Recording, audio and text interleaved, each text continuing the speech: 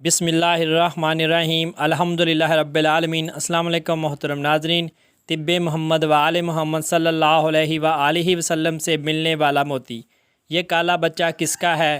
کاش والدین یہ چیز کھا لیتے۔ امام جعفر صادق سلام اللہ علیہ فرماتے ہیں، کاسنی بہترین سبزی ہے، کاسنی کھاؤ تاکہ تمہارا خون زیادہ اور جسم خاص طاقت سے سرشار ہو جائے اور تمہاری اولاد خوبصورت ہو۔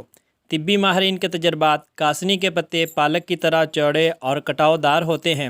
اس کے تازہ پتے سلاد کے طور پر بھی کھائے جاتے ہیں۔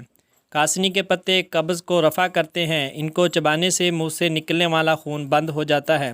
کاسنی کا عرق گردوں اور معدے کی سوزش کے لیے مفید ہے۔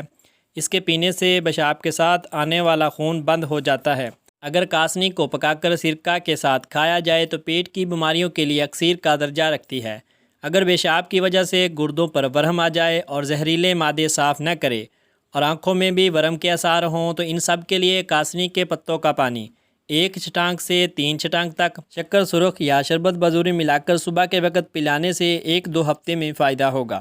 کاسنی اعصاب کو مضبوط، جسم کی زائل شدہ قوتوں کو بحال، دل، جگر اور گردوں کو تر و تازگی عطا کرتی ہے۔